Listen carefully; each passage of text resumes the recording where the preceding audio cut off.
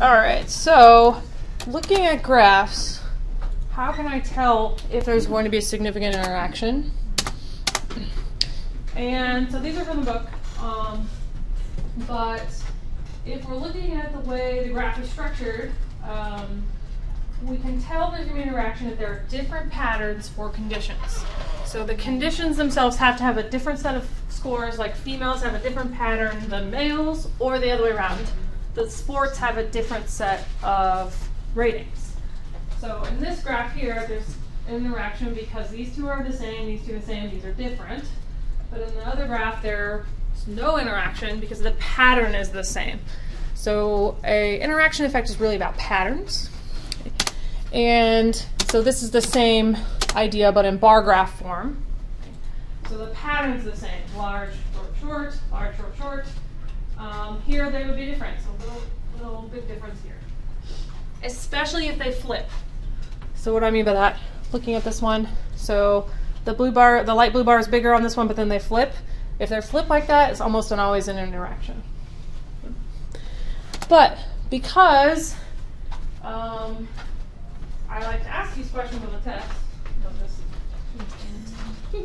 this version has them drawn out. If you look at the inked version, that's from last year's recording, it has like a different set of drawings. So I left both of them up there so you have more to look at rather than less.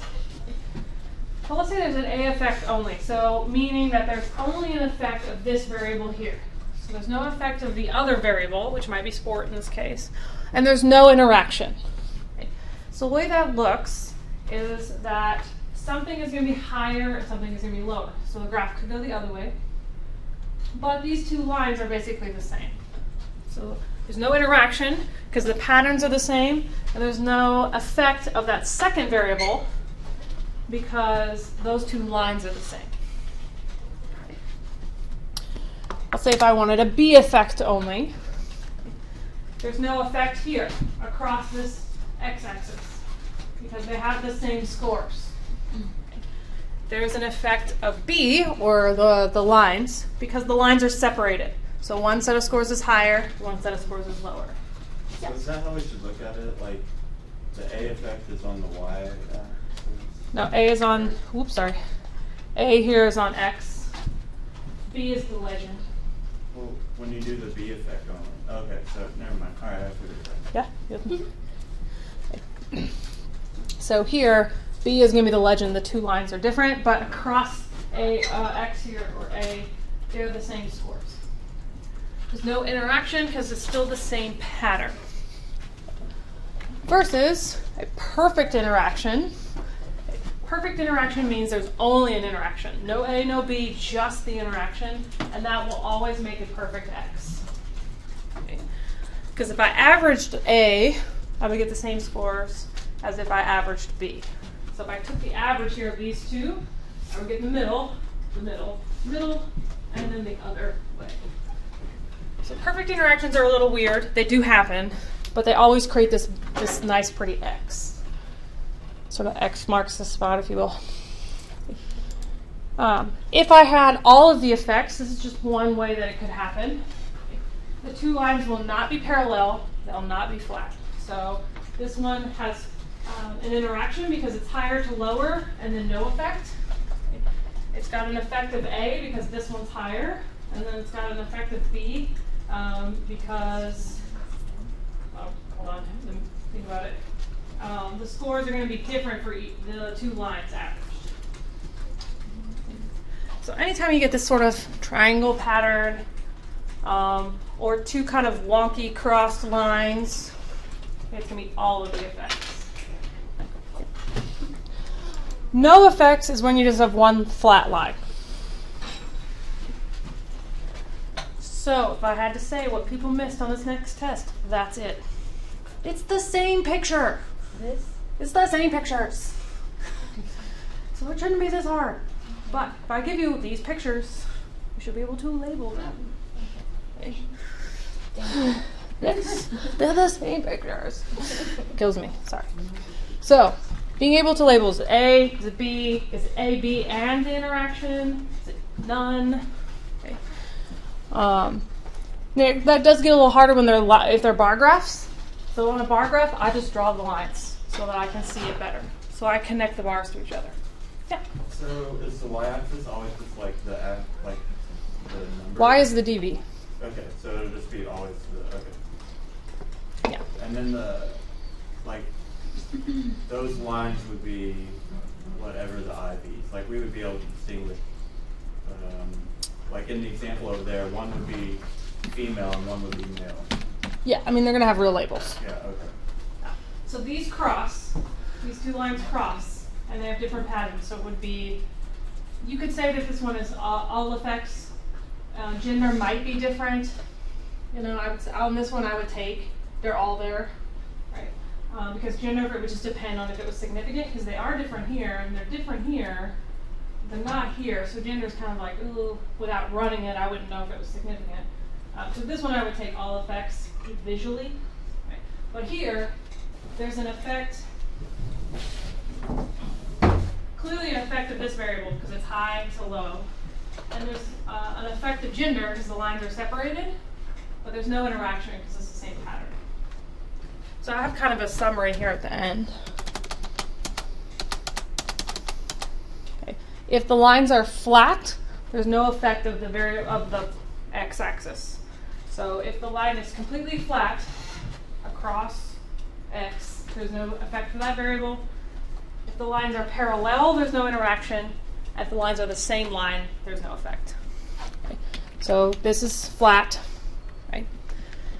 And then here, I didn't put them completely on top of each other so you could tell there were two, but they're on top since they're essentially the same, very close together this way.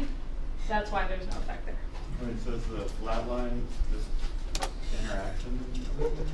The lines are flat, there's no effect. So the line is flat across this one, Yeah. so there's no effect. Well, wouldn't there like the two on top of each other? Oh, this one? Yeah. So that's nothing. Okay. That's when every mean is exactly the same.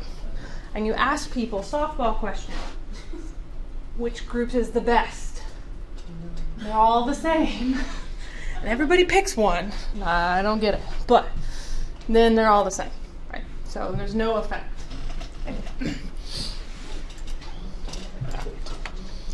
So let's say we get these interactions. What do we do? So you'll see this called a simple effects analysis, or post hocs for interactions, but we still have to deal with type 1 error. And now we actually have families and experiments.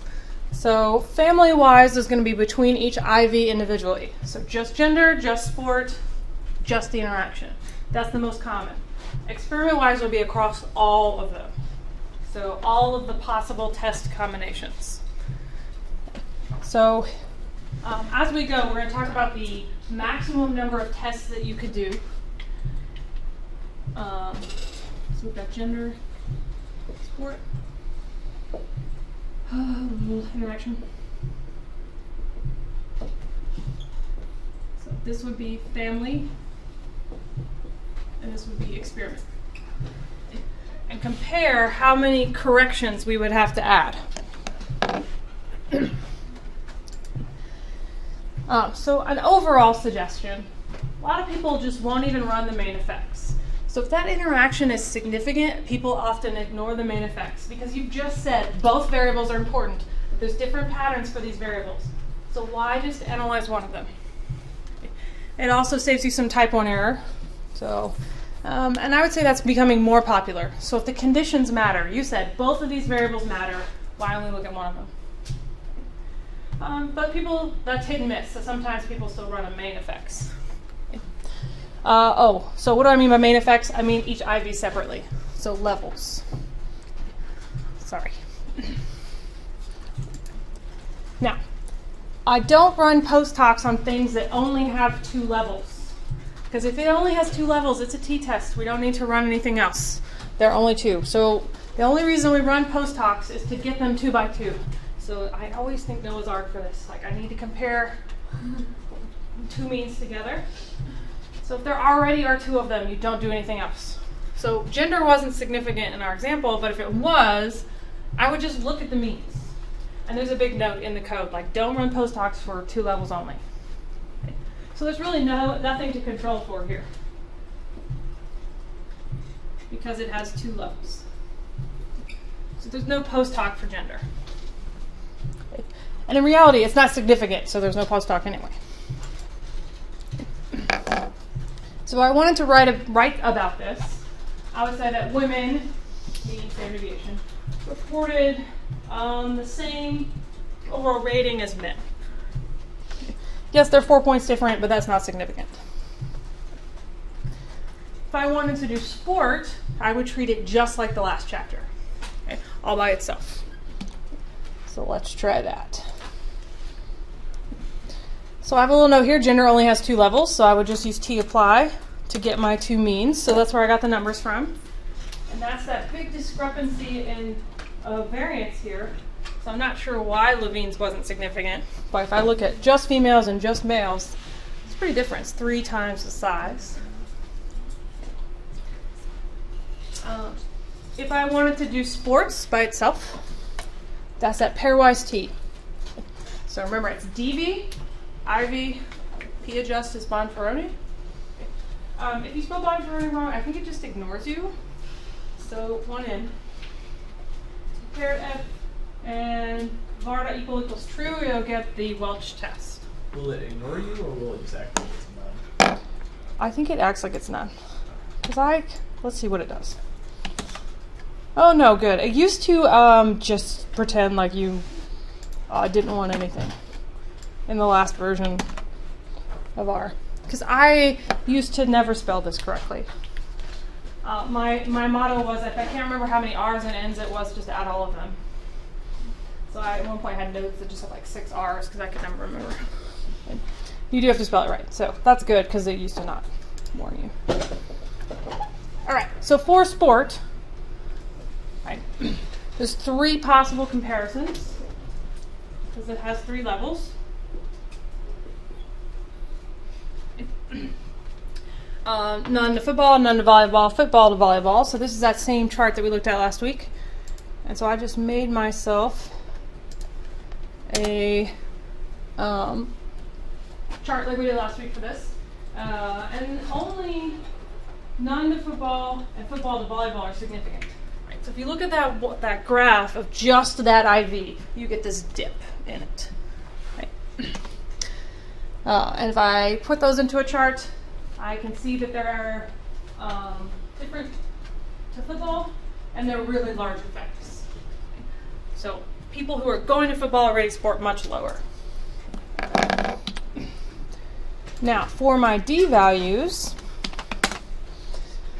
this is another reason why people won't run the main effects, because it's a lot more work. If you're going to do interactions and do main effects, it can get very, very long. What I did was I just calculated the means, and we're just doing sport, so we're treating this as a one-way ANOVA. And then I did every possible pairwise combination. So kind of your homework for this week. And so that's how I got these D values. But remember that you're going to need to ignore the t-test for these because this is uncorrected t here.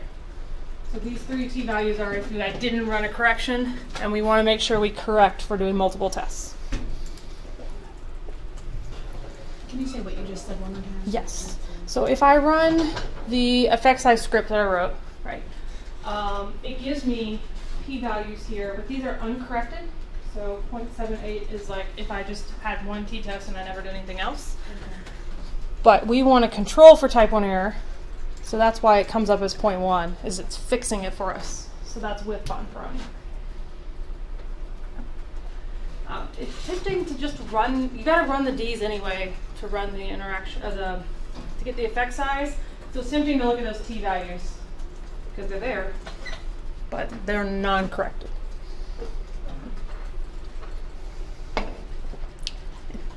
All right, that's just a kind of a quick reminder of what we did last week. Now let's talk about what do I do with interactions.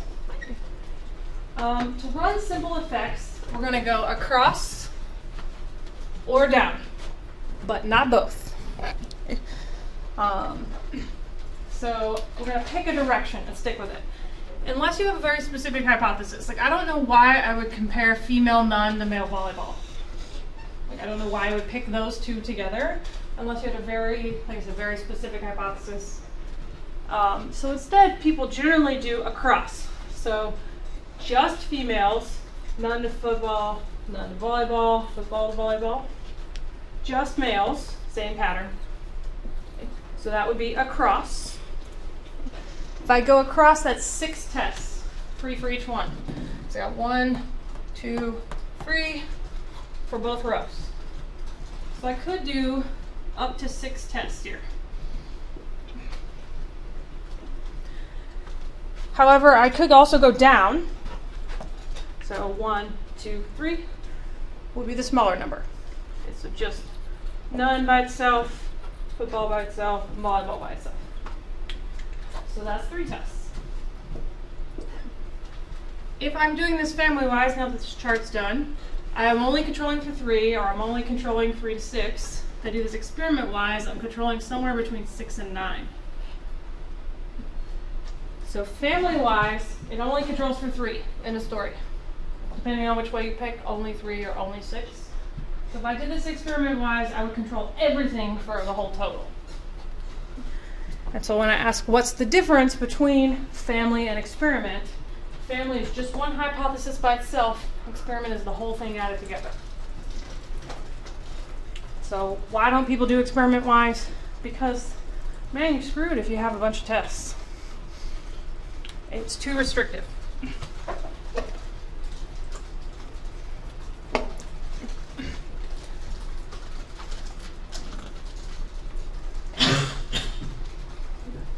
So I get asked a lot, why, okay, across or down, I don't have a specific hypothesis, I'm just interested. Which way? Well, the easier thing to do is to pick the direction with the smaller number of levels.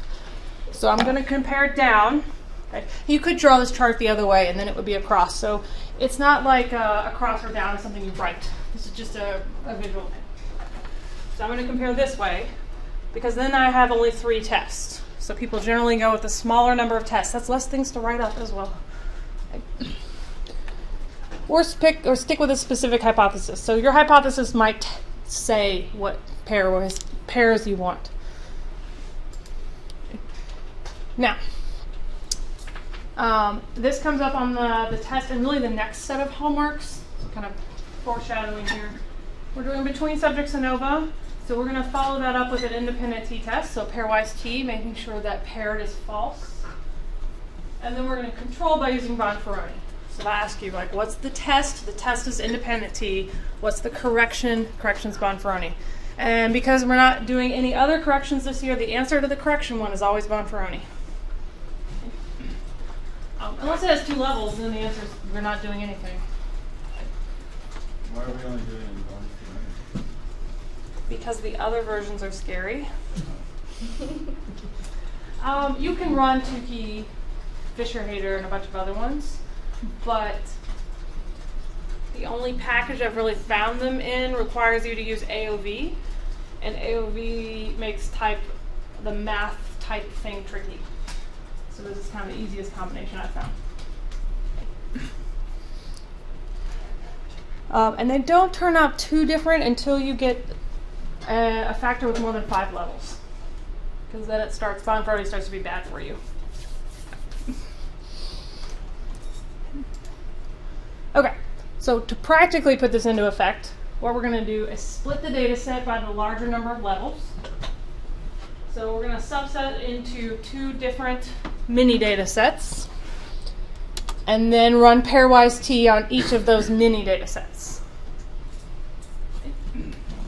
But don't split the data set and then run that t-test with the split variable, or you'll get, I'll try it, I don't remember the error. So pick one to split. So I'm going to split by sport, so I'm splitting by the larger one, so the test running is the smaller one.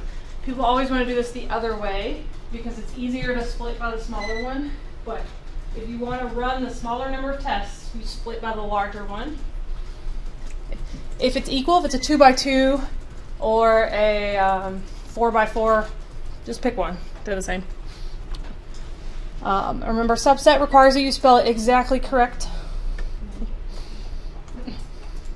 So I'm going to make myself 3 little mini data sets, 1 for each level.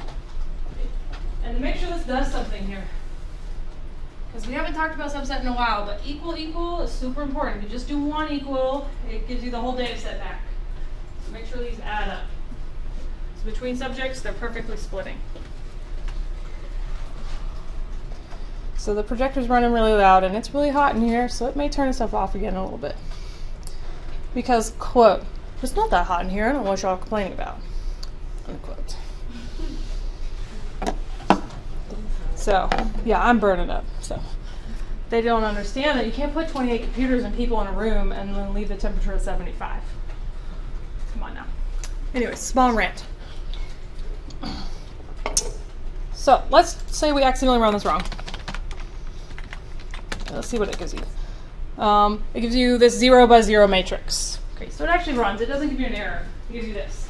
That means that you've split and run your t-test on the same variable. Don't do that. So back to chamber here. So what have I changed? Make this a little bigger. So I have my 3 t-tests, 1 for each data set. And the only thing I've changed here is the name of the data set in the front. So it's the same code as above. I've just changed my data set name. So it makes it very easy to cut and paste here. So for female to male, looking at no sports, they're not significantly different. So here, they have the same ratings. Which you can see in this picture here, they're pretty close. Looking at football, they are significantly different. Females are rating it much higher than males. And then the last one, for volleyball, they're not significant. So it's testing these little 2 by 2 pairs. So when making your graph, which one do I put in the legend and which one do I put on X? Try to make it match your post hoc. Okay.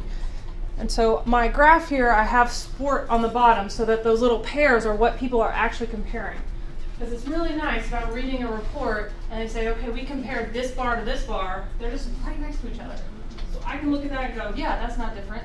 Or you say that's different? Really? Like, what are you running? Okay. This is very clearly different. This one's probably not different. So it helps if you put them right next to each other. That's something that we're not going to check for that. But if you're trying to think about like writing these sorts of things up for journals, it helps if your graph easily matches your post hocs, because then reviewers have an easier time seeing what's going on and then it picks something else and not your graph. Okay, where are we at? So I put all of those on a table. Here. I still have to calculate some form of effect size, so that's why some people skip the main effects. Right? Not this point, I've done 6 values. Hold on to those 2 bullets at the bottom. But how did I get those effects? Well, I calculated means, standard deviations, and n for each condition. And then I just did the pairs 2 by 2 going down here. So that's what all of this D stuff here is at the bottom.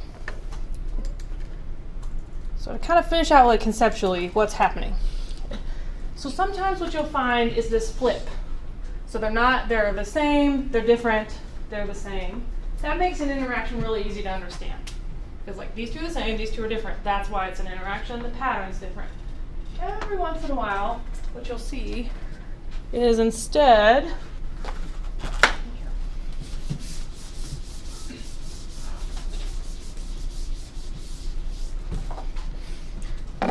you'll see, usually what happens is sort of this picture. Draw it better. It's a little flatter usually. So if I compare these 2 to these 2 to these 2, they're all going to be significantly different. Because they're pretty far apart. But it's the same pattern. This one's always higher. And so it's hard to say, okay, the patterns are different. Well, the reason the patterns are different is because the effect sizes are different. So So one reason to always add effect size, other than it's something we should be doing to understand if we should care or not, is that it tells me if I have, like group 1 is always bigger than group 2, how much bigger. So here, it's not that much bigger, but by the time we get to this last group, it's a lot bigger. So it helps justify this is an interaction because they're diverging from each other more, right? So they might be the different effect sizes. Is Yeah. that what you mean by different patterns? Is just different effect sizes? Yeah. So this one's the pattern because not significant, significant, and not. But sometimes they're all significant. And so the way you talk about them being different patterns is they're different effects. They're different strings. Sometimes they flip. It's easy when they flip. Because like in this one case, men are higher than women. But in this other case, they flipped and women are higher than men. Those interactions are easier to talk about. The worst is this last bullet. So sometimes what will happen is none of them are significantly different. And you're sort of stuck going, but there was a significant ANOVA, what now? And it might be that when you picked across or down, that was not where the interaction was. So you can pick down and get no significant differences, but if you did across, you would. If that happened, would you want to rerun them? Yeah, I would flip it. Yeah, unless you had a very specific hypothesis, and then that doesn't support your hypothesis. So yes, it's significant, but your hypothesis isn't supported. Yeah. Can't you have significant interactions going both across and up down? Yes. Generally, yes. But in the case where you get it and run and nothing happens, try flipping it and see if it makes sense. And then the other thing that can happen, and this is pretty rare, is if your ANOVA is very close to 0.05, so let's say P is like 0.046, you're really close. By the time that you run the post-hocs and control for type 1 error, that effect is just not there. Because it's just one group that's just real close to being significant. And I have had all of those happen to me in one way or another on a research project. Yeah. So in the book, he says that like post-hocs are usually ran before everything, right? Before. Like it's for if you don't have a specific hypothesis in mind. Those are going to be like a priori tests. Okay. No, if you don't have a specific hypothesis, Yeah. sorry, that's a posteriori. Yeah. Oh, okay. So you would run those at the end. I don't have a hypothesis. I'm doing every two-way combination. Okay. So that's Yes. not this. Correct. No. Let me stop. I've not had enough sleep. All right. If you have a specific hypothesis beforehand, you can run a priori tests and only do a couple of them. Okay. And don't correct. Okay. So if I knew beforehand I only cared about football, one, why would I take the rest of the data? But that's the point. I would only look at football and I wouldn't correct for it. If I don't have a specific hypothesis, I can do all the pairwise combinations, but I would need to correct. Okay. That's a posteriori. So posterior afterwards. Yeah. In the book, he also talks about orthogonal contrasts, which are a different thing altogether. Did that answer it? I had to do it all at once. All right. So sometimes the post hoc effects are difficult to interpret because they don't seem to match whatever the ANOVA is doing. So when you're writing these up, if you see, remember, omnibus test is that overall F, so it needs to have 3 Fs. Even if they're not significant. So that gets the worst thing when people are like, oh, it's not significant, I don't have to report it. No, put it in there. All the things, all the numbers. Okay. If you make some sort of statistical claim, this isn't significant, back it up with the number. So we're going to look for all 3 tests and then any post hocs. And it'll tell you on the homework, do all the main effects or just do the interaction. Right. Most of this is made up data, so it's purposely made up so that you have to do the interaction. Now the way that can be structured is a couple different ways. I tend to do the second one. You could do IV for your F test post hoc. So like F post, F post, F post. And that makes sense if you're going to do all of these significant effects. Okay. If you're going to do just the interaction, it makes more sense to do all the omnibus tests, just the post hoc tests in a figure. But both ways are acceptable. And so this one is more grouped by family. Right, this one's more grouped by experiment. Kind of just depends which way you like it. There are some example write-ups in the book. And then the last thing we'll end with is power. God, how do I keep finishing so early? Right. So for power here, power is going to be here. What we're going to do is pick the F test, the super long ANOVA one. So on the test family F, fixed effects, special, main effects, and interactions. Right. And then here under determine, go to direct, see how it says partial eta, so we'll enter partial eta. For our interaction, that's 0.36, so I'm going to use that one. Alpha is always 0.05, power we're going to always use as 0.8. Now, numerator DF depends. Okay, so that's on this slide. So if I'm calculating the power for the main effect, I do levels minus 1. If I'm calculating power for the interaction, it's levels minus 1 times levels minus 1. So in this case, it's 2. 3 minus 1 times 2 minus 1. Ugh, struggling today, it's Monday. So that's 2. I don't know why they start with 10, but it's 2 here. Number of groups depends on what you pick. If you pick the main effect, it's the number of levels. If you pick the interaction, it's the number of conditions. So we have 6, so 2 times 3.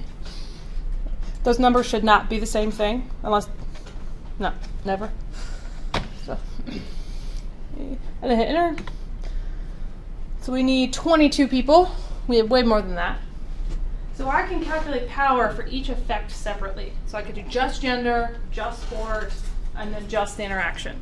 So there's no one power for ANOVA, multi-way ANOVAs. I'm calculating the power for a specific F usually. And why would I do the interaction? Well, why are you doing a two-way ANOVA if you don't care about the interaction? So generally people bias this towards interactions. I had a picture of that.